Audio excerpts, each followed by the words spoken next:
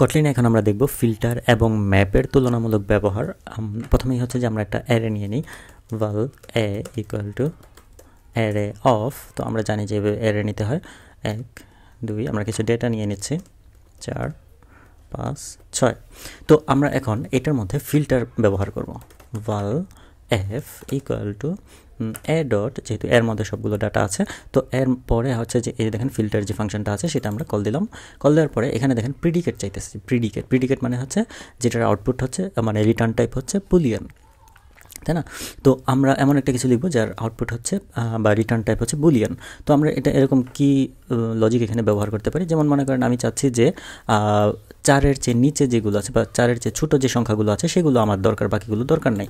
তো আমরা সেটা কীভাবে করতে পারি দেখেন, যেহেতু ফিল্টার দিয়ে ডেটাগুলো আসবে সো আমরা এখানে লিখবো যে ইট হচ্ছে যে মনে করেন 1 2 3 এর প্রতিটা আইটেমকে আমরা ইট হিসেবে দিলাম।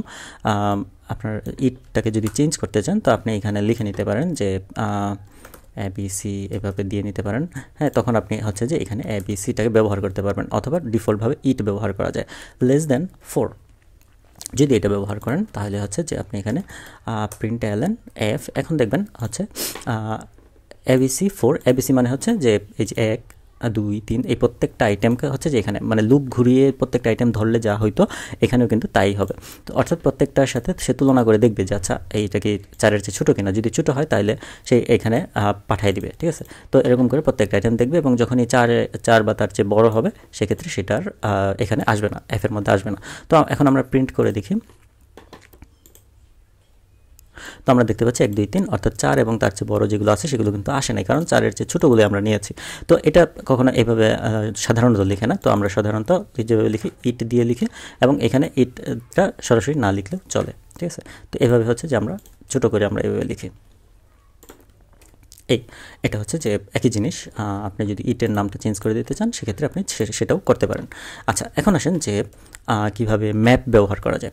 val m equal to A dot, অর্থাৎ আমরা কিন্তু এর উপরেই ফিল্টার করলাম, এর উপরেই হচ্ছে ম্যাপ ইউজ করবো, অর্থাৎ ডেটা সোর্স কিন্তু একটাই, হ্যাঁ। সো আমরা এখন এখানে লিখলাম ম্যাপ, দেখেন ম্যাপ যেটা আছে এই ফাংশনটা নিলাম, নেওয়ার পরে এখন আমরা এখানে দেখব, এখানে দেখেন ট্রান্সফর্ম লেখা, এখানে কিন্তু প্রিডিকেট না, এখানে হচ্ছে ট্রান্সফর্ম হচ্ছে যে আপনি এটাকে মডিফাই করতে পারবেন, ডেটাকে মডিফাই করতে পারেন। যেমন একের মধ্যে আপনি কিছু একটা যোগ দিতে চান বা প্রত্যেকটা ডাটার মধ্যে আপনি 2 করে যোগ দিতে চান বা 1 করে যোগ দিতে চান অথবা গুণ করতে চান। যেমন আমি এখানে একটা এক্সাম্পল ব্যবহার করি, যেমন ইট, আমি তো আগে জানি যে ইটের ব্যবহার, ইট কী জিনিস, প্রত্যেকটা আইটেম হচ্ছে যে ইট, অর্থাৎ লুপ ঘুরিয়ে ঘুরে যদি আমরা প্রত্যেকটা আইটেম পাইতাম যে ব্যাপারটা হয়তো সেটাই হচ্ছে ইট।